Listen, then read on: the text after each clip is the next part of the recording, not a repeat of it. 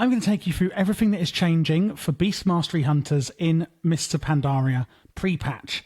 So we're going to be going over the talents and everything that's changed in those, the glyphs we're going to be taking, the rotation we're going to be doing, and all of the actual class changes.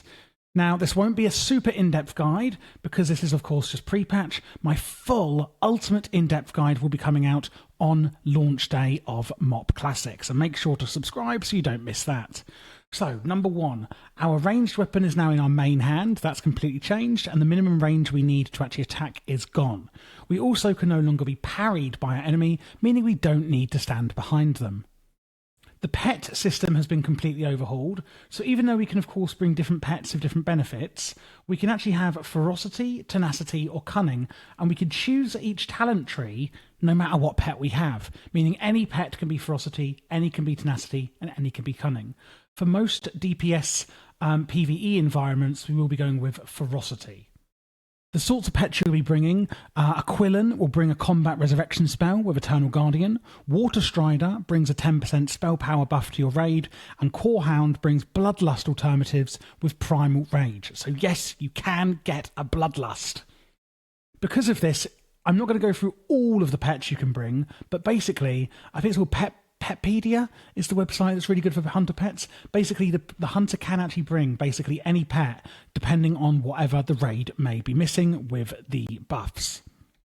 Regarding the actual spells that have changed, Trap Launcher is now a toggleable ability, Aspect of the Fox is gone, and our Cobra Shot we can now use on the move.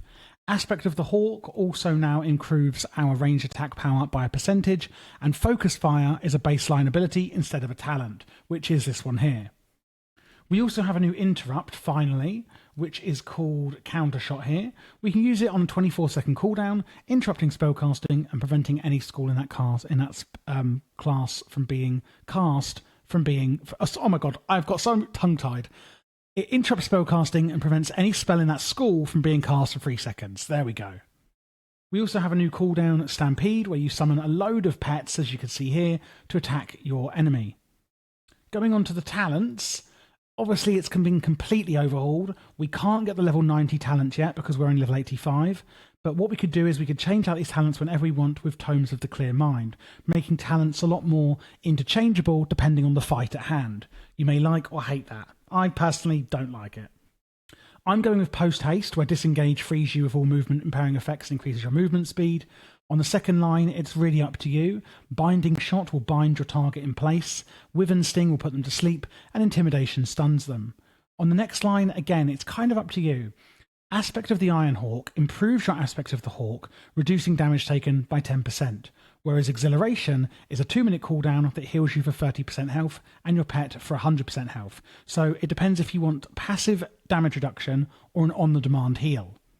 On the next line, we'll be going with Dire Beast, which summons a powerful beast to attack your target, basically doing a lot of damage. Same on the next line, which is our last one, Murder of Crows. It's another cooldown that we get, and if the target has less than 20% health, the cooldown is reduced to a minute.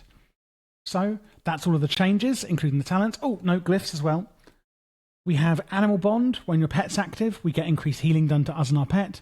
Glyph of Deterrence increases the damage reduction from it, which is this defensive here, if you're not aware, causing you to deflect melee ranged and spells, and reducing damage taken.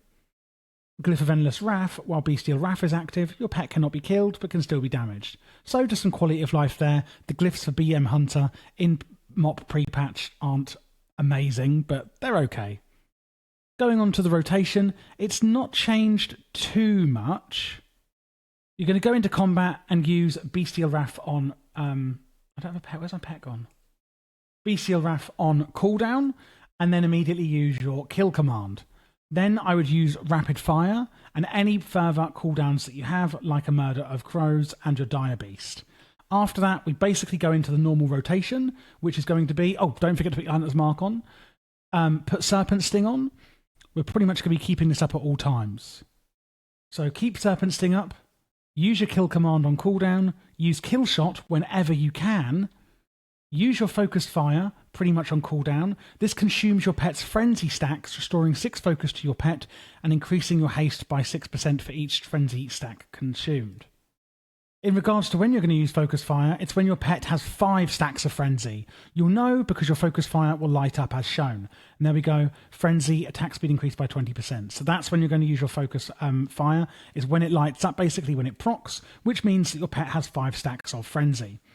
Arcane Shot is going to be your focus dump. So if you've got too much focus, use that. And if you've got nothing else to press, it's going to be Cobra Shot. So a pretty simple rotation there.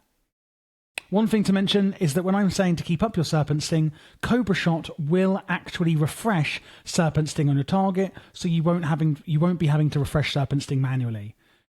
Going on to the AoE rotation, you can use multi-shot as your focus dump, use kill shot whenever you can still, and again, then just use Cobra Shot to generate focus, etc. And that's really as much detail as we need to go into at this point. Again, this is a very high-level explanation of the rotation, etc., and how to play, because this is just the pre-patch quick guide. If you do want a full ultimate guide going really in-depth, then I will be releasing that on launch day of the actual expansion for MoP Classic.